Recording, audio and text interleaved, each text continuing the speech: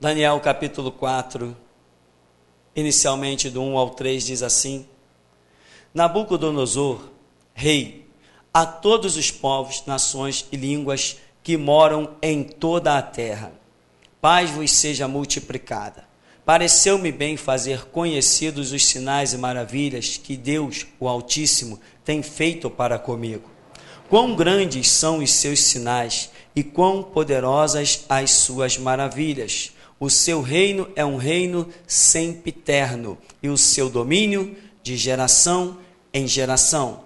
Vá ao verso 28 e diz assim: Todas essas coisas vieram sobre o rei Nabucodonosor ao cabo de 12 meses, andando a passear sobre o palácio real da Babilônia. Falou o rei e disse: Não é esta a grande Babilônia que eu edifiquei para a casa real, com a força do meu poder e para a glória da minha magnificência? Ainda estava a palavra na boca do rei, quando caiu uma voz do céu: A ti se diz, ó rei Nabucodonosor, passou de ti o reino, e serás tirado dentre os homens, e a tua morada será com os animais do campo. Far-te-ão comer erva como os bois, passar-se-ão 7 tempos sobre ti, até que conheças que o Altíssimo tem domínio sobre os reinos dos homens, e os dá a quem quer. Na mesma hora se cumpriu a palavra sobre Nabucodonosor, e foi tirado dentre os homens, e comia erva como os bois, e o seu corpo foi molhado do orvalho do céu, até que lhe cresceu pelo, como as penas da águia, e as suas unhas como as das aves. Mas ao fim daqueles dias, eu, Nabucodonosor, levantei os meus olhos ao céu, e tornou-me a vir o meu entendimento, e eu bendisse o Altíssimo, e louvei e glorifiquei ao que vive para sempre, cujo domínio é um domínio sempiterno, e cujo reino é de geração em geração. E todos os moradores da terra são reputados em nada. E segundo a sua vontade, ele opera com o exército do céu e os moradores da terra. Não há quem possa estorvar a sua mão e lhe diga: que fazes? No mesmo tempo me tornou a vir o meu entendimento, e para a dignidade do meu reino tornou-me a vir a minha majestade e o meu resplendor. E me buscaram os meus capitães e os meus grandes, e fui restabelecido ao meu reino, e a minha glória foi aumentada. Agora, pois, eu, Nabucodonosor, louvo e exalço e glorifico ao Rei dos céus, porque todas as suas obras são verdades, e os seus caminhos juízo, e pode humilhar aos que andam na soberba. Amém? Você pode sentar em nome de Jesus? Irmãos, a missão que Deus tem com cada um de nós requer um tratado, requer um lapidar. Você lembra que houve profetas que tiveram medo? Samuel disse: se eu for lá na casa de Jessé, Saul vai me matar. Ele teve medo. Deus tratou com ele: não, faz o seguinte, pega aí um novilho, diz que você foi sacrificar ao Senhor. Foi uma estratégia de Deus para tirar o medo da vida de Samuel. Gideão falou: se o Senhor é conosco, por que todo esse mal nos sucedeu? E o anjo do Senhor está dizendo: vai nessa tua força. Que força? A força de um medroso, de um covarde? Foi o melhor que Deus achou naquela época. Então, Gideão diz assim: não, se o Senhor é conosco, peraí, eu quero que chova em toda a relva, mas esse novilho aqui fique seco. Deus deu o sinal para ele. Senhor, mas não é o bastante, agora faz o contrário. Eu quero que chove só no novilho e a relva toda fique seca. Esse foi o homem que o anjo do Senhor disse: vai nessa tua força. Todos nós temos alguma força que Deus possa trabalhar com ela, mas às vezes não é o suficiente para os propósitos que Deus tem. E Ele precisa trabalhar. Ele precisa aumentar a nossa fé. E para aumentar a nossa fé, não existe botãozinho lá no céu Ora, direita, mais fé, esquerda, menos fé para fulano, para cicrano. Não. A fé, a nossa fé é aumentada mediante as experiências que temos com Deus. E um dos longos períodos da minha vida, da minha caminhada, foi dizendo isso para Deus. Eu discerni que eram as experiências que levavam as pessoas a serem ousadas, intrépidas. E eu comecei a clamar: Deus, me dá experiência. Deus, me dá experiência. Deus, me dá experiência. Eu quero ter experiência contigo. Eu ouvia dizer de um arrebatado. Eu ouvia dizer de outro que recebeu a visita de Jesus Cristo dentro da sua casa, que Jesus sentou no sofá e conversou com ele. Eu dizia: Deus, eu quero experiência. Eu ouvia dizer de um que o anjo sentou na mesa, comeu com ele. E eu vi as coisas da Escritura também, os anjos se manifestando a homens que eram pó e cinza como cada um de nós. E eu pude entender que Gideão não era especial, que Josué não era especial, que Moisés não era especial, que Ezequiel não era especial. Eu pude entender essas coisas e pude ver o medo de todos eles. Ezequiel temeu e Deus diz para ele: não, eu fiz a tua fronte como diamante, a deles é como a pederneira, mas a tua é como diamante. Jeremias teve medo. Então eu falei: eles são iguaizinhos a mim.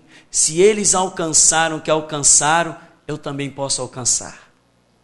Se eles receberam a graça e a misericórdia de Deus, se Deus, ao invés de os consumir pelo seu medo, seu pavor e pelo tremer dos seus joelhos, se Deus não fez isso, deu-lhes graça, vai me dar também. E aí eu comecei a dizer: Senhor, me dá experiência, me dá experiência. E Deus começou a me tirar daquele meio batista tradicional e me levar para participar de reuniões em igrejas renovadas. E ali começamos a ter experiências, arrebatamento, confronto com os demônios, expulsando o demônio e curando enfermo, vendo perna crescer diante dos nossos olhos, vendo pessoas expelirem macumbas que já tinham ingerido há 10, 15 anos atrás. E aquilo começou, eu fui mudado em um novo homem. Você quer experiência com Deus, irmão? E eu continuava a pedir experiência, até hoje eu peço: Senhor, eu quero experiência contigo. E recentemente, os irmãos sabem, como eu já dei testemunho, quando cantávamos aquela música, né? Mexe com minha estrutura, né? Entra na minha vida, mexe com a minha estrutura. E eu disse isso do profundo do meu ser: Deus, mexe na minha estrutura. Isso foi num culto de quinta-feira. Na sexta-feira, os policiais estavam aí na porta dizendo: tu tá preso. E aquilo ali mexeu com a minha estrutura, me deu uma experiência tremenda. E hoje, mais uma vez, eu sou um novo homem. Eu descobri que Jesus Cristo tem a chave de todas as cadeias. Então são as experiências que nos movem. Nabucodonosor teve experiência. E que experiência! Um homem que antes ele está andando, imagino eu, né, pelos jardins suspensos da Babilônia, aquilo que é considerado uma das 7 maravilhas do mundo antigo. O homem olhando para aquilo que até hoje, não sei nem se aquilo ainda está de pé, mas pelo menos os livros exaltam muito aquilo. E ele está dizendo, como eu li aqui, né, edifiquei a casa real com a força do meu poder, né? E para a glória da minha magnificência. Quer dizer, é um homem todo centralizado em si mesmo. Eu sou poderoso, eu sou magnificentíssimo, eu sou tal. Mas só que antes ele já havia tido um sonho, que é o sonho de uma árvore grande, aonde ele chama Daniel para dar a interpretação dessa árvore, que é cortada e só o tronco fica. E Daniel diz assim: olha, rei, Daniel, amando o rei, diz assim: a interpretação seja para os teus inimigos, mas o que está dizendo aí é o seguinte: tu vais ser cortado do teu reino, mas depois de 7 anos o teu reino vai ser restabelecido a você. Nabucodonosor não deve ter levado muito a sério aquilo. Que isso? Não, Daniel, dessa vez você errou. Você foi muito bem lá, os teus amigos foram muito bem na fornalha, você foi muito bem na interpretação da estátua com a cabeça de ouro, prata, bronze, barro. Mas dessa vez, Daniel, peraí, eu saí do meu trono, eu perder a minha majestade? Eu mando em toda... Imagino eu que o rei deve ter pensado isso, porque sobre esses detalhes há um silêncio. Daniel dá a interpretação, como o decreto não é de imediato, ele não diz nada, cada um vai cuidar da sua vida. Mas de repente ele esquece, acaba, passa um tempo, ele vai lá para os seus palácios contemplar o seu poder e expor a sua soberbia. Aí ele ouve uma voz do céu que diz assim: é hoje, meu amigo. Lembra o que diz a parábola? Tu prepara as coisas, tu edifica as coisas, tu faz planos para o futuro, tu és um louco, porque esta noite te pedirão a tua alma. Aí Nabucodonosor está lá com a maior magnificência, cheio de orgulho, cheio de vaidade, mas no final ele vai e declara assim: os caminhos de Deus e os seus juízos são justos, ele pode humilhar aos que andam na soberba. E quem foi o exemplo que ele usou? Ele mesmo.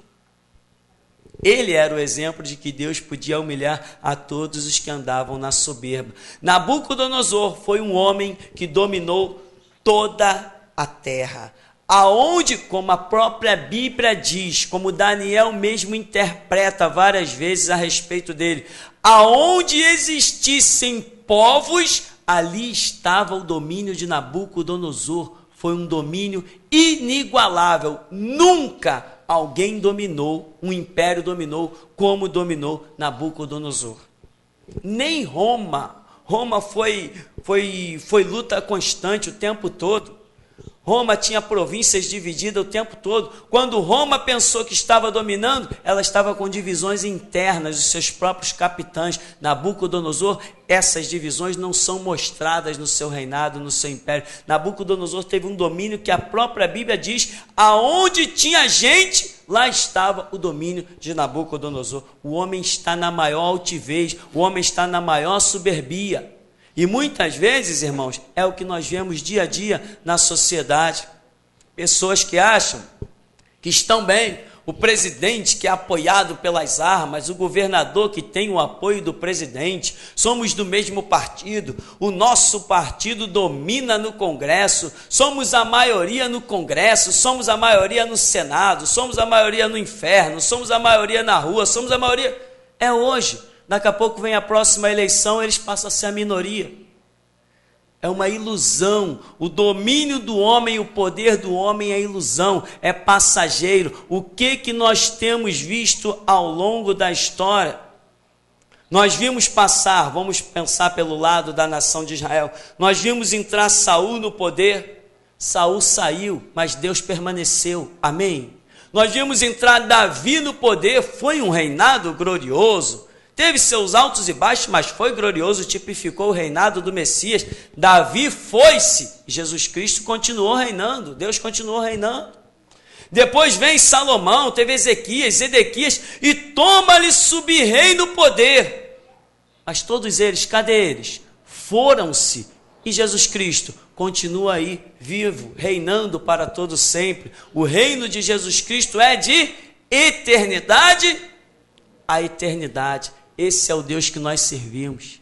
Não interessa as vaidades dos homens, não interessa os seus reinos temporários, não interessa, nós fazemos parte de um reino que é eterno. E Jesus Cristo disse: o meu reino não é deste mundo. Se fosse desse mundo, seria mais um reino temporário, passageiro. Mas o reino de Jesus Cristo é eterno. E a qual reino nós pertencemos? Ele disse: vós não sois do mundo, como eu do mundo não sou. Se vós fosseis do mundo, o mundo os amaria. Mas porque eu com o meu sangue vos comprei, o mundo vos odiará. Então nós não somos deste mundo. Por isso somos eternos e temos um reino eterno nos aguardando. Paulo diz que a nossa leve e momentânea tribulação não se compara com a glória em que em nós será revelada. E Pedro diz que nós neste mundo nós somos o quê? Peregrinos e forasteiros. Irmão, se comporte como tal. Jesus falou: ajuntai tesouro no céu, porque nesse mundo você é o quê? peregrino e forasteiro. Está vendo essa construção? Está vendo essas coisas aí? Isso tudo que gastamos, os calos nas mãos, as feridas que tivemos nessa obra, o sangue que derramamos aí, é com plena consciência de que tudo isso é passageiro, mas o que será ensinado aqui dentro é eterno. Essa construção que muita gente diz, puxa, que bonito, realmente ficou bonito, ficou lindo, ficou maravilhoso, foi um projeto de Deus que nenhum papel poderia conter, foi um projeto glorioso, mas isso aí não salva ninguém. O que vai salvar é o que esta palavra, a palavra de Deus, vai prevalecer aqui dentro. Isso é que vai gerar vida, isso é que vai gerar eternidade. Então, meu irmão, não importa quantos reis já subiram no poder, todos eles passaram. Quantos domínios existiram, passaram. E a igreja? A igreja está aí, ó. Estamos nós aqui provando que Jesus Cristo está de pé e que a sua igreja sempre pode estar de pé. Se ao longo da história Jesus Cristo não tivesse encontrado pelo menos um e um para ir fazendo a correntinha para mostrar que a sua igreja, a igreja cada um que nele crê, está de pé, nós hoje não estaríamos. Então, ao longo da história, ele veio achou Martinho Lutero, achou Paulo, achou Pedro, Tiago, João, veio achando ao longo da história pessoas dispostas. Olha, na China ele está achando um monte de gente que hoje estão lá sendo assassinados pela China comunista, provando que a sua igreja está de pé. Cada um que tem o seu sangue derramado por amor a Cristo, prova que a igreja está de pé. Então, Jesus está de pé o tempo todo, 2000 anos da história da igreja. Quantos reinos já passaram, quanta perseguição, quantas bíblias queimadas, quantas areias tiveram que ser trocadas do Coliseu devido à impregnação do sangue de cristãos. Não importa, foram assassinados milhões de cristãos ao longo da história, e hoje aqui estamos nós dizendo, Jesus Cristo é o Senhor, é Ele que vive e reina para todo sempre. Não tem diferença. Então, passaram-se nos reinos humanos, nós vimos passar Nabucodonosor, e Deus continuou reinando, já reinava antes dele. Passou Ciro, Ciro foi um ótimo rei, Deus chega ao ponto de chamar Ciro como um servo que vai libertar os judeus, mas ele também passou. Passou Dario, passou Assuero, passou Belsazar, que vai vir depois de Nabucodonosor. Todos os homens que reinaram sobre a terra passaram, e muitos desses reinados, hoje não se tem nem poeira do reinado deles, não se tem nem memória, ninguém nem mais fala neles. Reinos, por exemplo, Nabucodonosor dominou toda a terra. Se não tivesse escrito aqui na Bíblia, nós nem lembraríamos desse cara. Como ninguém aí fora, se você passar, pegar um transeunte aí na rua e perguntar, sabe quem foi Nabucodonosor? O cara vai dizer assim, não sei. Ué, mas ele foi tão importante? Agora, pergunta para ele, você já ouviu falar em Jesus Cristo? Você já ouviu falar no Deus Criador dos céus e da terra? Amém? Mesmo que ele seja incrédulo e ateu, ele vai dizer, já ouvi. Por quê? Porque o reino de Deus está presente, o reino de Deus está aí, é eterno, ninguém abate ele, ninguém estorva, como diz Nabucodonosor aqui, ninguém desvia a sua mão, o seu reino é sempre eterno. Então, meu irmão, como eu dizia no começo, para que a gente vá adiante em algumas coisas, em alguns chamados, em algumas investidas que Deus quer fazer com a nossa vida, com a nossa pregação, com a nossa oração, enfim, com uma série de coisas que Ele quer usar nas nossas vidas, é necessário que Ele nos dê experiências. E depois de certas experiências, Deus passa tão somente a nos revelar a palavra e permite que as páginas escritas passem a falar conosco através da ação do Espírito Santo. Então, para que hoje nós estejamos aqui com a visão que esse ministério tem, sabendo que seremos a igreja perseguida nos próximos anos, sabendo que nossos filhos encararão martírio, e para nós isso é motivo de alegria, porque eu prefiro ver o meu filho morto pela causa de Cristo do que vê-lo morto lá na boca de fumo, ou vê-lo morto servindo ao Estado como um delegadinho de meia tigela. Você concorda comigo? Eu prefiro ver o meu filho morto como um marginal servindo a Jesus Cristo, porque o Estado vai marginalizar o meu filho por ser cristão, do que vê-lo como um policial sendo morto por uma causa banal. Porque muitos policiais, embora no cumprimento do seu dever estão dando a vida, estão baixando ao inferno, porque não conhecem Jesus Cristo. E se os nossos filhos morrerem martirizados por amor à causa do Evangelho, nós vamos nos encontrar lá no céu. Aquele dia será inigualável. Aquele dia será tremendo. Eu fico imaginando, parece que estamos chegando ao final dos tempos, e o meu espírito fica imaginando as coisas do céu. Vai subindo ao meu coração as coisas do céu, e eu fico imaginando lá no céu aquele pai chinês que foi morto, e daqui a pouco ele vê o seu filho chegando para desfrutar do mesmo céu e da mesma glória que ele.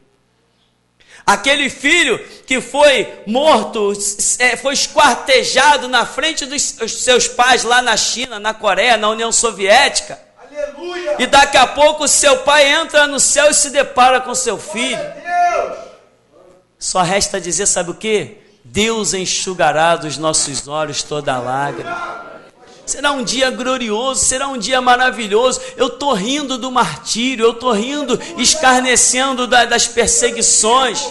E eu sei que serei perseguido. Os vídeos que temos feito, inclusive hoje pela manhã, o vídeo pegou fogo e vai pegar fogo quando cair na mão dos patifes delegados e patifes promotores e patifes juízes, porque eu não poupo palavra, eu sirvo a Jesus Cristo. Ninguém dá nó na minha língua. Eu sou coberto e remido no sangue de Jesus Cristo. Quando cair na mão deles, provavelmente vão me chamar para prestar esclarecimento. Tomara me chamem. Vai ser uma vez só, para nunca mais. Tomara me chamem. Né? Essa palhaçada que tem por aí de combate à intolerância religiosa. Desde quando eu, um cristão, vou sentar na mesa para comer trabalho de bruxaria jogado em encruzilhada? Se enxerguem, desse lixo, dessa água eu não beberei mais. Como é que agora querem dizer que todas as religiões vão compactuar? Só depois da minha morte, porque enquanto eu estiver vivo é guerra. Doem quem doer, não tem essa. O Evangelho é uma doutrina pura, santificada pelo sangue de Cristo. Não temos nada contra nenhum espírita, mas contra o espiritismo temos toda aversão, porque o Filho de Deus se manifestou para desfazer as obras do diabo. Então, meu irmão, os homens estão por aí, pensando que tem domínio, pensando que tem autoridade, pensando que estão manipulando tudo, né? Enfim, tem gente até esquecendo que vai morrer. Tem gente que sobe ao poder aí, como por exemplo o atual presidente do Brasil, subiu ao poder e o homem fala, esquecendo que brevemente diante dele vai ter um caixão e uma cova para ele descer. Ele fala como se estivesse implantando um poder na nação, o comunismo disfarçado de socialismo, e ele fala, e você vê que nas palavras daquele homem, ele está esquecendo que vai morrer. Ele vai morrer como todo mundo morre. Ele vai baixar a sepultura como todo mundo baixa. Eterno é Deus.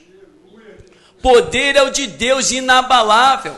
Aqui Nabucodonosor, depois de Deus fazê-lo comer capim E nasceu nele uns negócios tipo umas penas de águia. O homem pastou igual um boi. Aí sim, depois de 7 anos, ele leva os olhos para o alto e diz: ah, Senhor, o Senhor reina. Aí Deus devolve a ele o juízo, põe ele de volta no trono, e ele vem e diz: o Senhor Deus dos céus e da terra tem um domínio sempre eterno, e ele abate e humilha os soberbos. O que mais nós temos na nossa sociedade são palhaços com canudo de faculdade pensando que é melhor do que alguém. Gente de Zona Sul porque paga o IPTU mais caro em um monte de tijolo, pensa que é melhor do que quem mora em favela. Mas o nosso Cristo, cujo domínio é eterno, cujo reino jamais será abalado, ele não faz distinção de pessoa para pessoa, de recursos financeiros. O que ele julga sim é o caráter do ser humano. Todos são chamados ao mesmo arrependimento, todos são chamados à remissão do mesmo sangue. Por aí, o que vemos? Vemos um monte de Nabucodonosor. Hoje a sociedade está cheia de Nabucodonosor. Os prefeitos, quando sobem para o poder, quando não estão no poder, agora é época de eleição, né? Aí você vê os infelizes mendigando voto dentro das favelas. Não é? Onde o camarada nunca pisou, agora ele bota uma escolta, um monte de gente armada atrás dele e vai lá para dentro das favelas esmolar votos. Depois, o povo bobo, né? Porque no Brasil o povo ainda não tomou vergonha na cara. Toda eleição lá está gente votando. Se todo mundo votasse nulo, branco, seria uma resposta para essa raça de políticos mau caráteres que existe aí. Mas não, o povo vai lá e vota. Porque um subiu na favela, ofereceu uma feijoada, o cara vai e vota nele. O outro ofereceu uma dentadura, um óculos, o outro ofereceu uma cesta básica. Eu vejo isso aqui no bairro onde moramos. Aí o camarada, pô, fulano me deu uma camisa, fulano me deu um sapato, não importa se é furado, deu um sapato. E ele vai lá e vota no camarada. E aí essa falsa democracia fica aí. De repente o camarada é eleito, quando ele sobe no poder, agora eu sou o prefeito. Né? Ninguém mais acha ele para você chegar no gabinete do cara. Antes, quando ele não é nada, ele está lá dentro da favela. Daqui a pouco ele é o prefeito. Se o favelado que votou nele, que recebeu o prato de feijão, quiser falar com ele, não fala mesmo.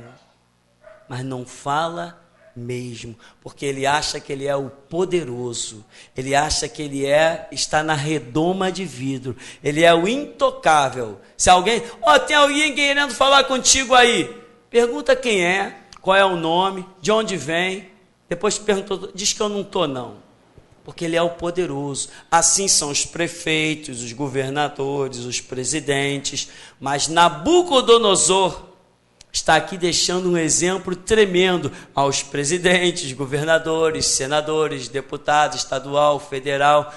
Nabucodonosor está dizendo para o futuro: olha, eu que fui um rei que dominei sobre toda a terra, estou me curvando diante do Deus dos céus, que sirva de exemplo para o futuro.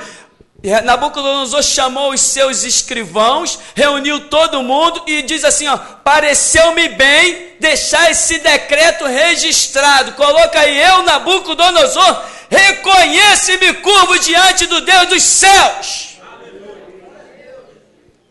Mas falta cultura bíblica nessa raça que tem por aí.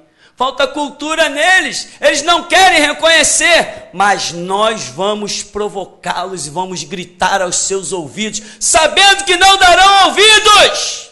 Mas quando o nosso Cristo bater o martelo, o nosso clamor será justificado.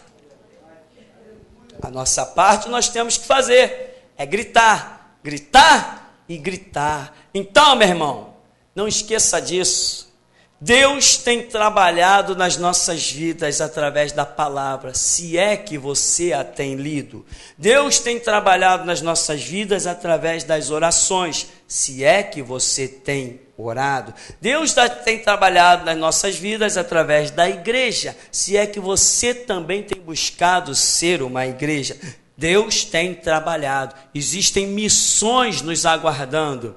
E nós não estamos preparados para todas as missões. Se Deus tem uma missão com alguém dentro da medicina, é um caminho. Se Deus tem uma missão com alguém dentro da matemática, é outro caminho. Estou usando isso natural para você entender. No reino de Deus também é assim. Deus tem várias missões com cada um de nós. Deus não chama todos ao mesmo ministério. Nós nunca vimos 2 Moisés, nunca vimos 2 Gideão, nunca vimos 2 Josué, nunca vimos 2 Ezequiel, nem sequer pessoas com nome diferentes fazendo a mesma coisa no mesmo tempo. Não vimos 2 Abacuque, não vimos 2 Daniel. Quando vemos Daniel, Sadraque, Mesaque e Abidnego, que viviam os 4 juntos, nós vemos Deus operar de forma diferente com eles. Então, Deus tem uma missão para cada um de nós, mas Ele precisa nos capacitar para a missão. E Deus me tem capacitado através destes e outros textos bíblicos, me trazendo a memória de que até os reis mais poderosos viram o peso da sua mão e tiveram que se curvar. Ou curva-se, ou reconhece, ou continua comendo capim. Amém, meu irmão?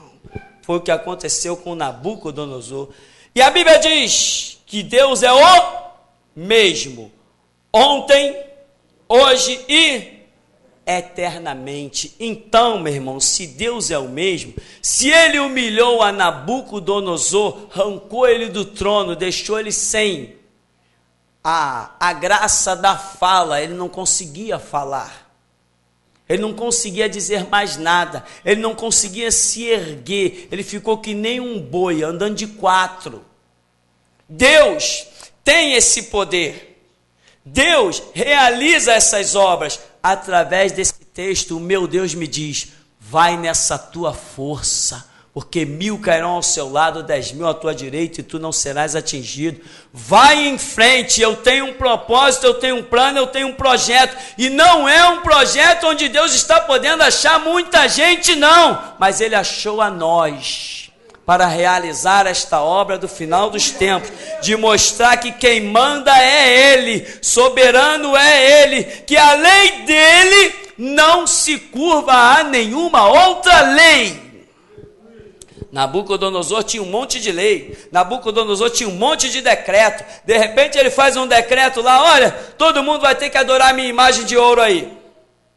Mas Sadraque, Mesaque e Abidnego, os judeus, não adoram. Nabucodonosor é o tal, olha, acende a fornalha 7 vezes mais. Pega esses camaradas aí, vem cá, vocês vão ou não vão se curvar diante da minha imagem? Aí eles tiveram a resposta que nós temos dado a quem interessar possa. Fique sabendo, ó rei, o Deus a quem nós servimos pode nos livrar da tua mão e da fornalha de fogo ardente. E se Ele não quiser livrar, fique tu sabendo que nem ainda assim nós serviremos a tua imagem de escultura. Nós já temos a nossa própria lei.